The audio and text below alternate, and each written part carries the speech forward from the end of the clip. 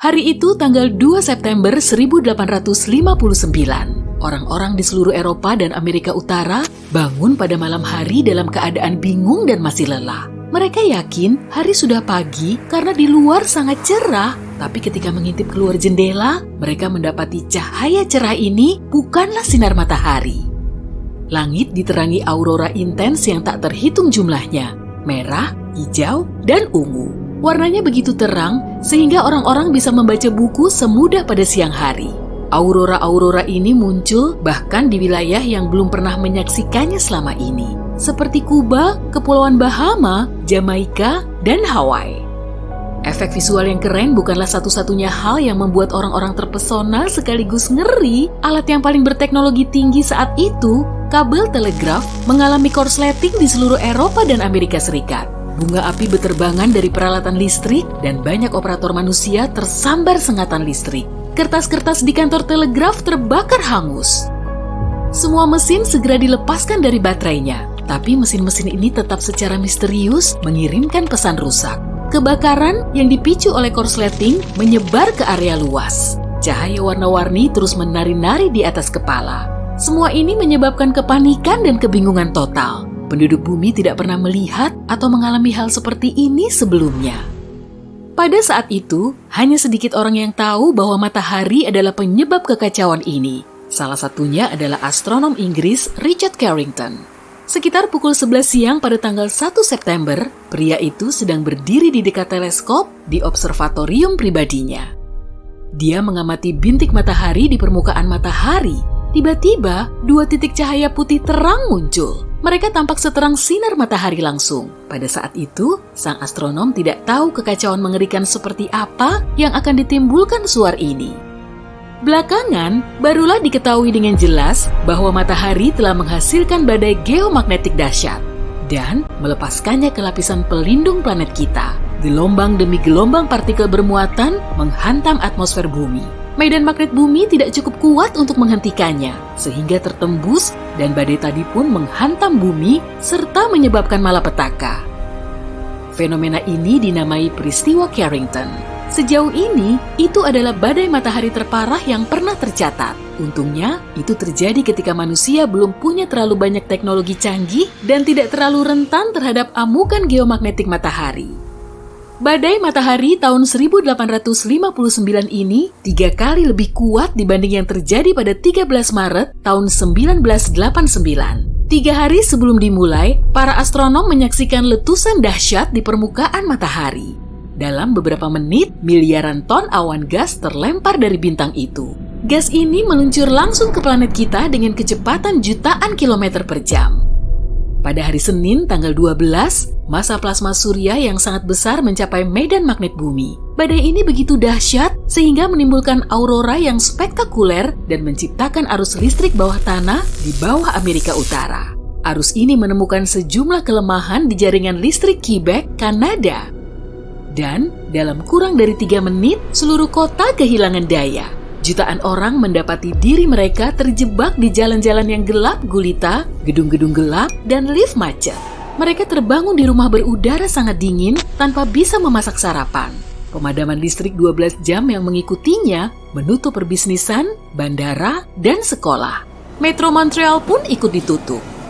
Di Amerika Serikat, ratusan jaringan listrik mulai bermasalah beberapa menit setelah badai tadi menghantam permukaan bumi. Untungnya, semua masalah ini tidak menyebabkan pemadaman listrik. Akan tetapi, badai itu cukup parah hingga mengganggu sistem komunikasi satelit dan sinyal radio. Beberapa satelit luar angkasa lepas kendali selama beberapa jam. Banyak di antaranya mengalami masalah misterius yang hilang begitu saja ketika badai mulai mereda. Tidak ada surat kabar yang membahasnya, tapi pada tahun 2012, bumi hampir binasa setelah luput tipis dari badai matahari ekstrem yang paling parah dalam 150 tahun terakhir. Pada 23 Juli, astronom di Pusat Perakiraan Cuaca Antariksa di Colorado melihat 2 awan partikel energi. 2 awan ini meletus dari permukaan matahari dan meluncur ke luar angkasa. Hanya dalam 19 jam kemudian, awan ini meluncur melewati tempat yang baru saja ditinggalkan planet kita. Jika letusan matahari ini terjadi beberapa hari sebelumnya, bumi akan berakhir di garis api. Jadi, Bagaimana jika badai matahari sekuat peristiwa Carrington ikonik terjadi saat ini? Seberapa besar dampak yang ditimbulkannya? Akankah hidup kita kembali normal setelah bencana seperti itu? Sebelum menguak jawaban atas pertanyaan-pertanyaan ini, mari kita cari tahu apa itu badai matahari. Matahari adalah bola gas cair raksasa yang terus berubah. Sesekali, dia memuntahkan semburan energi, yakni suar surya. Suar surya sering muncul seiring dengan fenomena yang disebut lontaran masa corona, yaitu gelembung gas raksasa terionisasi yang dapat melaju hingga lebih dari 966 km per detik. Letusan gunung berapi terkuat di bumi tidak ada apa-apanya jika dibandingkan suar surya yang melepaskan energi 10 juta kali lebih kuat. Dalam beberapa menit, satu suar surya dapat mengeluarkan miliaran ton partikel bermuatan. Suar surya juga sangat panas dengan suhu mencapai jutaan derajat Celcius. Para astronom meyakini semburan radiasi surya seperti itu terjadi ketika medan magnet matahari terpelintir di beberapa area.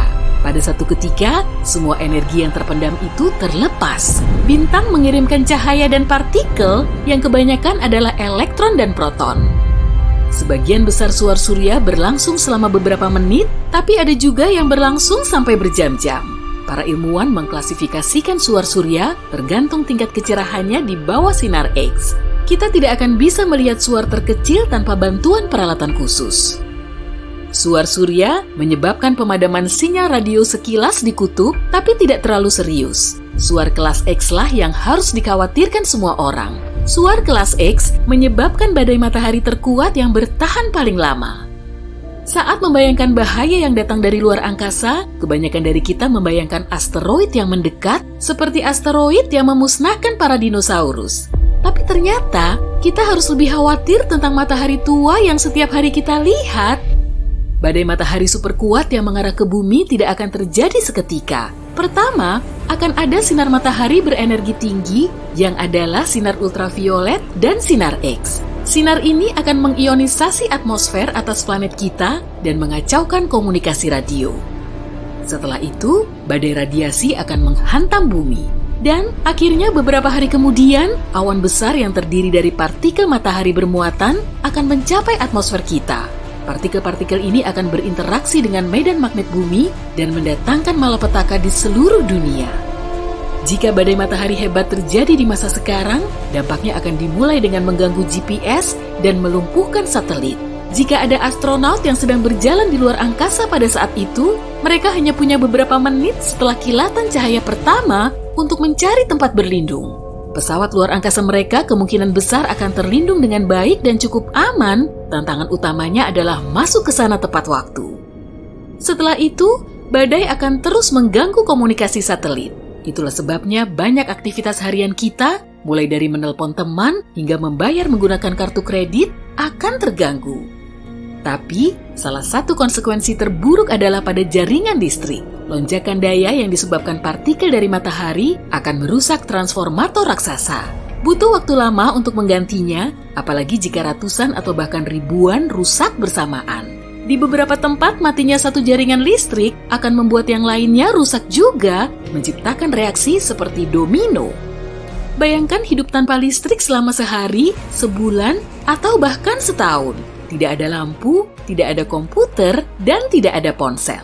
Sistem pasokan air rusak, tidak ada makanan di supermarket. Ditambah lagi, tanpa listrik, hampir mustahil bagi kita untuk menyalakan kembali jaringan listrik yang sudah rusak. Badai matahari yang dahsyat akan merugikan manusia sekitar 15.000 sampai 30.000 triliun rupiah. Dan itu hanya selama tahun pertama setelah bencana itu terjadi. Dunia membutuhkan 4 hingga 10 tahun lagi untuk pulih. Dampak nominal pada segala jenis satelit saja akan mencapai 980 triliun rupiah. Di bawah aurora yang indah, manusia harus terbiasa dengan gaya hidup baru yang sangat berbeda. Tidak diragukan lagi, kita akan mendapatkan peringatan lebih awal. Peralatan modern di seluruh dunia dan di luar angkasa tidak berhenti mengamati matahari, bahkan sedetik pun. Begitu badai matahari yang buruk terjadi, manusia akan punya waktu untuk bersiap, antara beberapa jam sampai beberapa hari. Dan jika transformator dinonaktifkan pada waktunya, dampaknya tidak akan terlalu parah. Apa yang akan kusebutkan berikutnya mungkin terdengar menakutkan, karena selain itu ada juga suar super. Dibandingkan suar semacam ini, semburan radiasi matahari kita bukanlah apa-apa. Biasanya, suar super terjadi pada bintang muda yang aktif. Pada tahun 2016, astronom melihat fenomena seperti itu. Sebuah bintang yang berjarak 1.500 tahun cahaya dari bumi menghasilkan suar 10 miliar kali lebih kuat dibanding yang meledak dari matahari kita. Bukan berarti kita aman di sini, di bumi. Bahkan, matahari paruh baya kita tahu cara menghasilkan suar super.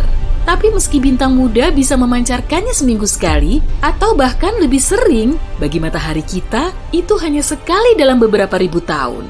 Namun tetap, jika orang-orang tidak tahu cara melindungi bumi, satu suar super saja dapat merusak lapisan ozon kita dan membinasakan kehidupan di bumi. Apa mungkin sebuah planet punya nggak cuma satu atau dua, melainkan banyak matahari? Yuk kita bayangkan apa yang akan terjadi pada kita kalau matahari tiba-tiba memutuskan untuk pecah jadi beberapa bintang kecil. Dalam pencarian planet mirip bumi di seluruh alam semesta, para ilmuwan telah menemukan bahwa sistem dengan 2 atau bahkan 3 bintang sebenarnya tidak terlalu langka. Bahkan banyak yang punya planet di zona layak huninya. Hampir setengah dari planet-planet ini bisa menampung kehidupan. Pengen banget rasanya lihat matahari terbenam di sana. Para ilmuwan bahkan mengatakan matahari kita tidak selalu kesepian dan bisa saja punya bintang pendamping yang disebut Nemesis. Mereka memperhatikan bahwa kepunahan massal di bumi terjadi setiap 27 juta tahun. Ini seperti sebuah siklus. Jadi, mereka beralih ke bintang-bintang untuk mencari tahu apa alasannya. Kemudian mereka berasumsi bahwa penyebabnya adalah bintang yang meninggalkan matahari kita sejak lama, tapi masih memengaruhi kita. Nemesis bisa ditemukan sekitar 1,5 tahun cahaya dari kita. Kedengarannya mungkin dekat ya, tapi itu hampir 24 triliun kilometer loh. Pasti seru naik mobil ke sana, cuma butuh 50 juta tahun kok. Nah, setiap kali melewati orbitnya, Nemesis bisa memengaruhi awan Oort. Awan Oort adalah area di sekitar tata surya kita tempat komet terbentuk. Keberadaannya belum terbukti, tapi para ilmuwan lumayan yakin tentangnya. Jadi, komet terbentuk di dalam awan ini dan kemudian masuk ke tata surya. Meski sangat jauh, bintang kedua dalam sistem ini bisa punya pengaruh yang besar. Tapi gimana kalau ada sistem dengan 4 bintang atau bahkan lebih? Apa mungkin? Sebenarnya, mungkin aja, tapi makin banyak objek langit yang ada di dalamnya, makin sulit jadinya. Orbitnya jadi nggak stabil dan kacau banget. Dalam mekanika bintang, ini disebut masalah trisurya. Sangat sulit memprediksi orbit objek-objek dalam sistem seperti ini. Biasanya, orbitnya sangat acak dan unik. Isaac Newton adalah orang pertama yang menyadarinya. Dia mencoba menerapkan penemuan gravitasinya ke bumi, bulan, dan matahari. Dia pun kesulitan. Tidak mudah untuk memahami bagaimana 3 objek bintang mengorbit begitu stabil di sekitar satu sama lain. Dan itu cuma planet dan satelit. Bagaimana kalau memasukkan beberapa bintang? Aku senang ada orang lain yang mau memperhitungkannya. Aku ya. Ngomong-ngomong, kita tahu bahwa sistem trisurya sangatlah kacau. Tapi gimana kalau sistem dengan lebih banyak bintang? Itu amat sangat langka. Pada tahun 2021, NASA menemukan sistem 6 bintang. Itu nggak masuk akal. Yang pasti nggak ada planet di dalamnya. Tapi siapa tahu, mungkin kelak kita bakal nemu sistem seperti itu juga. Di dunia seperti itu, tarian gravitasinya sangat kompleks. Dibutuhkan kondisi yang sangat spesifik untuk menyatukan semuanya. Itu kayak berjalan di seutas tali di atas jurang. Dengan mengingat semua ini, coba bayangkan apa yang akan terjadi kalau matahari tiba-tiba berubah jadi beberapa bintang kecil. Kita butuh simulasi yang sangat mendetail, atau kita mungkin butuh belasan simulasi untuk bisa membayangkannya. Karena kalau enggak, kita cuma punya beberapa opsi. Opsi pertama, kita membagi matahari menjadi 5-10 matahari kecil. Sekarang, kita sebar semuanya berdekatan. Semua matahari ini akan menghancurkan sistem kita dalam beberapa jam aja. Yap. Semua sistem bintang, termasuk milik kita, bergerak konstan melintasi alam semesta. Jadi, semua bintang akan segera saling bertabrakan. Tabrakan ini akan mengarah pada terbentuknya supernova. Sistem kita bakalan berubah jadi nebula yang indah dan warna-warni. Bagi kita, itu akan terjadi hanya dalam beberapa menit. Kita bahkan gak sempat merasakan apapun. Dan semua planet di tata surya lama akan segera berubah jadi debu antariksa yang berkilau. Tapi itu bukan pilihan terbaik kan? Kita lihat apa ada opsi lain. Opsi kedua, karena nggak bisa ditaruh saling berdekatan, coba kita atur sejauh mungkin. Kalau ini yang terjadi, semua bintang itu bakalan pergi begitu aja. Dadah! Gaya gravitasi bintang-bintang itu terlalu lemah untuk menyatukan semuanya. Semua matahari itu akan meninggalkan tata surya, terbang ke angkasa luar dengan arah yang acak.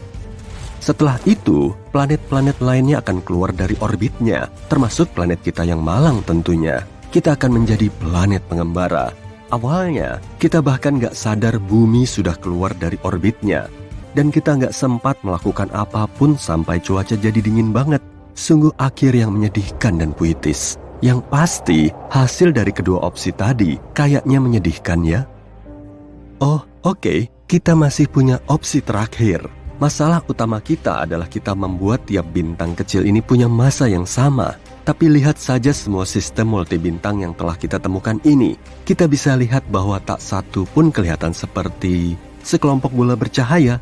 Sebaliknya, ada beberapa bintang besar di sana, dan sisanya yang kecil mengorbit di sekitarnya. Jadi, gimana kalau 2 bintang besar dan 2 bintang kecil? Bakalan gimana bumi nantinya? Orbitnya akan menjadi sangat tidak stabil. Kita bakal terguncang-guncang. Pasti nggak nyaman banget. Kita tahu bakalan gimana hasilnya. Karena mungkin ini terdengar gila, ini pernah terjadi satu kali. Yap, sekitar 70.000 tahun lalu, sebuah bintang tunggal mengunjungi tata surya kita. Itu adalah Katai Merah bernama Scholz. Katai Merah adalah bintang yang sangat kecil dan dingin. Tapi, kalau menurutmu 7.700 derajat Celcius itu termasuk dingin sih. Tapi, Katai Merah ini dianggap sebagai jenis bintang terlemah dan terdingin. Jadi, mungkin gak terlihat begitu besar dan terang di langit. Pada saat itu, nenek moyang kita, Homo sapiens, sudah ada menjalani kehidupan mereka. Dan coba bayangkan, mereka melihat ada bintang lain di langit yang mendekati matahari. Penasaran gimana pemandangannya waktu itu? Kemudian, Scholz melewati matahari dan terbang ke suatu tempat yang lebih jauh untuk menjelajahi angkasa luar. Kamu pasti mengira akan ada banyak bencana kan? Kalau beneran terjadi, kamu gak bakal bisa nonton video ini sekarang. Tapi dari cerita ini, kita bisa lihat apa yang terjadi pada bumi selama peristiwa bintang seperti itu.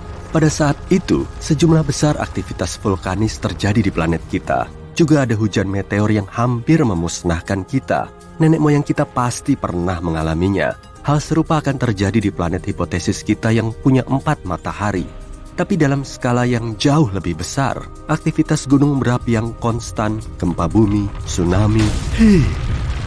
Selain itu, panjang hari akan berubah, sama seperti panjang semua musim dan 1 tahun secara keseluruhan. Semua nggak akan stabil lagi karena perubahan gravitasi yang teratur. Dengan kata lain, kamu nggak akan tahu kapan musim dingin tahunan atau musim panas yang terik akan datang. Dan saat kita tepat berada di tengah-tengah 2 bintang, malam nggak akan ada. Kedua bintang itu akan menerangi kedua bagian planet kita, dan kita harus tidur di bawah sinar matahari yang cerah. Dan kalau menurutmu ini sudah buruk, ingat, kita juga akan diserang oleh lebih banyak sinar ultraviolet dan angin surya karena 4 matahari kita. Warnanya juga akan berubah. Matahari akan jadi Katai Merah yang warnanya jingga merah mencolok di langit. Kita juga akan melihat lebih banyak gerhana matahari, tapi bukan bulan, matahari yang akan menutupi matahari lainnya. Mungkin cuma akan sedikit lebih gelap. Jujur, mustahil akan ada yang bertahan di bumi setelah semua ini. Mungkin aja sih, tapi silakan coba 100 simulasi sendiri kalau kamu ingin memastikan. Tapi secara teori, kita bisa bertahan dalam sistem bintang biner sederhana. Misalnya, di salah satu sistem yang terdiri dari 2 bintang berdekatan. Keduanya harus 2 kali lebih kecil dari matahari kita. Nah, ini baru skenario yang sempurna. Dan itu sangat mungkin di masa depan. NASA saat ini sedang mengerjakan rencana untuk merelokasi keturunan kita ke Proxima Centauri b. Ini adalah planet di dekat sistem bintang yang paling dekat dengan matahari kita, Alpha Centauri. Dan siapa tahu, mungkin kelak kita akan benar-benar pindah ke sana. Terus kita bisa melihat bagaimana rasanya hidup dengan beberapa matahari.